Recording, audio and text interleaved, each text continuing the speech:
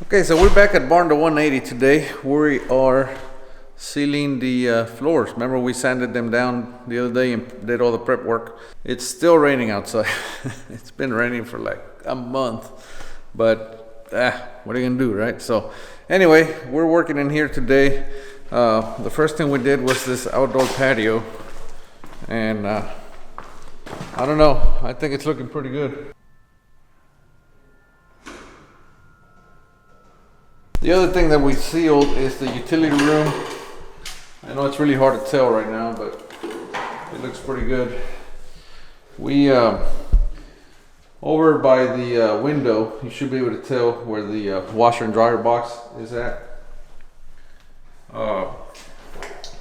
We actually had to cut the drywall and lower it because we're going to put a shelf right above that. So the plumbers did that this morning. You're not going to be able to see any of that. It's going to get the washer and dryer are going to go there. Obviously we're going to patch it, but we're going to put a washer and dryer there, and we're going to put a shelf right over the washer and dryer, and then we're going to put a backsplash that's going to go up to that window, and that window's going to have a wood stool. So anyway, all that's going to be hidden. I don't know if you can tell from here, but where the dryer is, we put a inset box so that we can push the washer and the dryer all the way up against the wall. Typically, you have to hold them off the wall because of the hose. It's usually flush with the wall. So that's a better system, in my opinion. So anyway, that's what we're doing here today. We're going to go now to another barn though, and we're also going to seal floors over there. So I'll see you over there. All right, so we made it to the other job site, and you're not going to believe this. It's raining. It's just a light drizzle, but there's more coming. So anyway, we're gonna go in there. We're gonna seal these floors. All right, so as you can see, these floors have been stained and cleaned up. However, as it is with concrete stain or acid stain, you just never know what you're gonna get. So we got these white spots right here. They're not white, but they're lighter than everything else on the floor there, and they do have color. See, all you do is you take a wet mop and you go over the stain like this, and that's gonna give you a pretty good idea what it's gonna look like once you seal it. But you can see they have color. They're just lighter, and again, concrete, it just does that, so you just never know. So what we're gonna do is we're gonna take some dye and mix it with acetone, and we're gonna try to dye those, put a little more color in them, and right before we seal it. So we're gonna go through the whole slab and do that, and once we're happy with the color, we're gonna seal the whole thing, and that's gonna be the first coat. We're gonna put a coat of Arizona polymer flooring, APF P250, over the whole thing. Once it dries out, we're gonna come back and do another coat with P501, again from Arizona Polymer Company. Once that's done, we come back and cover it with ram board to protect it, and then we go on to do the drywall. As you can see, this thing has been foamed, insulated, and all the interior walls get sound insulation. This is how we do all of our homes. So this one, as you can see, has been done in open cell. There's a 4-inch purlin wall on the outside, and then on the inside we do this 2x4 stud wall.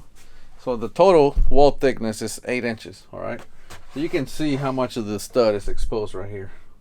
We only have, some of these you have the full stud, but you can see here it goes beyond the stud, so, or not beyond, but into the stud. So I mean, we specify 4 inches of foam.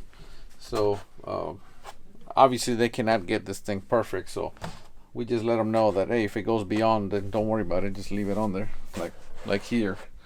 In a conventional home, the most you can have is 3.5 inches, because that's the thickness of the stud. So now the other thing that we don't have in our barndominiums is thermal transfer. For example, in a conventional home, you foam the stud to here. The entire cavity gets foamed, and then the excess, they shave it off, right? But then the stud, as it heats up with the sun on the outside hits the wall, heats up the stud, and there's still heat transfer through the stud itself. So because of our purlin wall is totally covered with foam, and separate it from the stud wall, there is no heat transfer whatsoever. Also, we have more foam than a conventional home. So anyway, let me dye the floors and see how that's gonna look.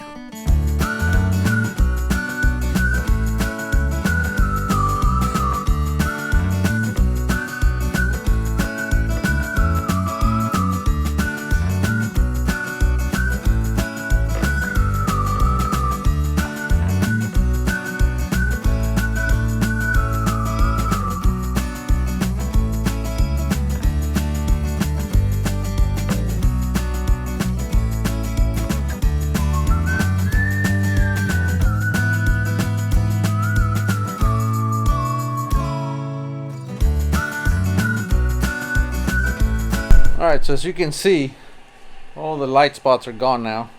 Now, once we seal it, it's going to blend in even better. So that's what you want to do. You know, every time you're going to seal the floor, before you seal it, make sure you're happy with the color. If there's something you don't like, now is the time to fix it.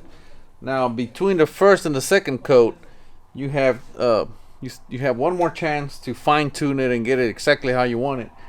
And then once you put the last coat, you're done. So again, as you can see, there was those light spots. We took care of them. We added some dye, and now we're ready to seal it. So the color that we're doing here is cola, and this is a very popular color. It's a very nice one. Once we seal it, it'll look even better.